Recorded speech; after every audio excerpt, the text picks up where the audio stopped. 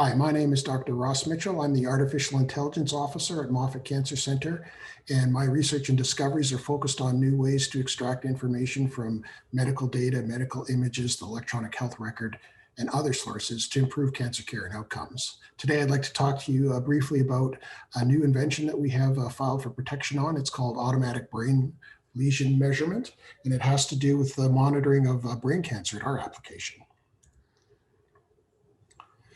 So the clinical problem is quite simple. Quantitative measurement of the number and size of brain lesions in MRI scans is tough. This has been a problem for as long as MRI brain scans have been around, 30 years or more.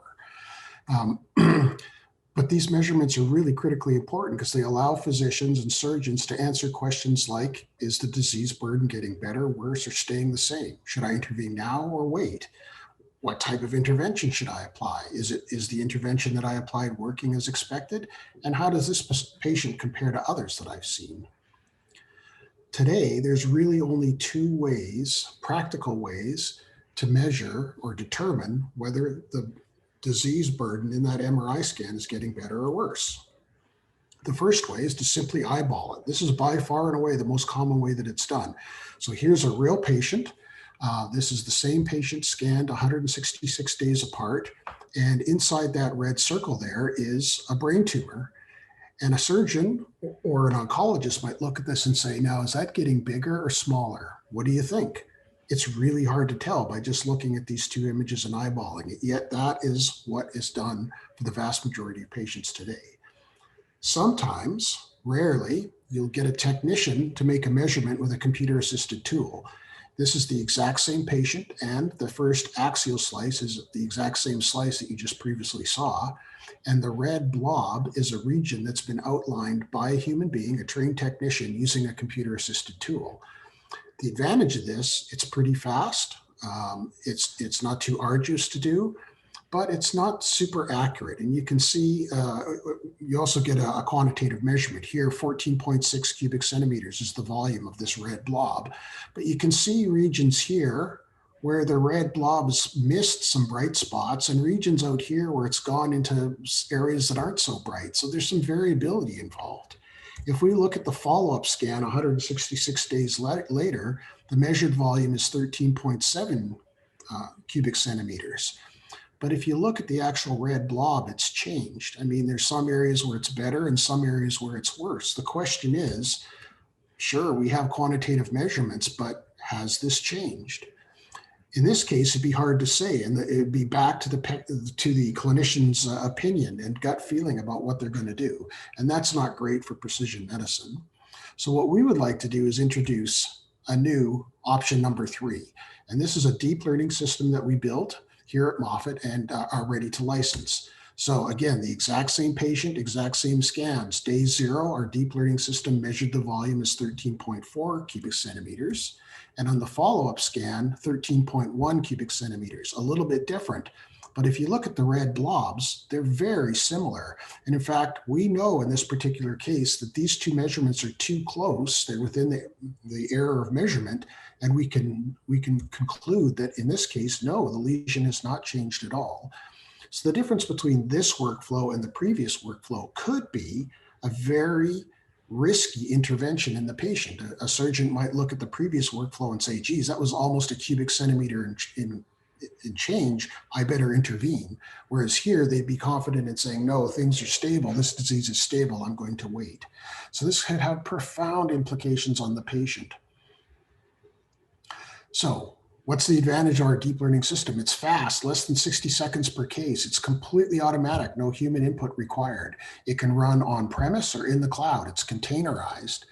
It requires just 2 common MRI contrasts, T1 post-contrast and flare. These are required all the time in every institution. We trained it using a very large and diverse data set, a huge number of training studies and a large number of sequestered test studies. We had the segmentations that were used to train the system were done by trained technicians, and we had multiple technicians segment each study. Multiple types of brain tumors, pretty much everything you get in the brain was part of this study. We had a wide range of MRI scans from 96 to 2016, 3T and 1.5T from multiple MRI vendors and multiple institutions across the country. We've never seen in the literature a study with this kind of diversity in it. And these are real clinical scans. Most studies that you read about in the literature, the data is trained on scans from clinical trials, and those are just not the same. Clinical trial scans are checked, they're quality assured, and if something's out of whack or a little bit off, the patient comes back in and they scan them again. But that's not the way real clinics work, and these are real clinic scans. Different orientations in the scanner, different slice profiles, different settings, but this is the real data that you can expect to see. Now, to evaluate the performance of this, we performed the world's first blinded controlled side-by-side comparison of human technician segmentations and segmentations performed by a deep learning system. So we had 20 neuroradiologists do a side-by-side comparison, and we did statistics on their quality scoring of the scans. And in the end, we conclude with statistical significance that our deep learning system actually performed better on average than the technicians. So it's fast, it's completely automatic, and it's better than the human beings. So where would you use this? Well, of course, primary brain tumors, but also metastatic brain tumors. We think it'll work for multiple sclerosis. It should work for stroke. In fact, it should work for pretty much any neurological pathology.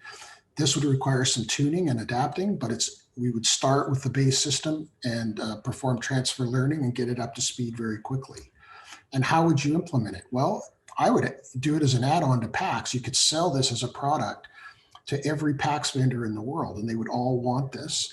You can imagine this pre-processing a scan and then populating a report that's pushed back to the patient record. And inside that report is a snippet of text that has quantitative numbers in it and is there for the radiologist to cut and paste into their final report. It would dramatically increase the quality of information that's passed on to clinicians downstream. You could also implement this as an on-demand system where somebody could say, oh, here's Mrs. Smith, what's her lesion looking like? And that could run either on-premise or in the cloud, and you get answers back within about a minute or so. And there are lots of other ways you could implement this as well. So that's just a brief overview of this technology. If you're interested in it, please contact Moffitt Cancer Center Office of Innovation. Once again, I'm Ross Mitchell, and I'm the Artificial Intelligence Officer at Moffitt. Thank you for your time and attention.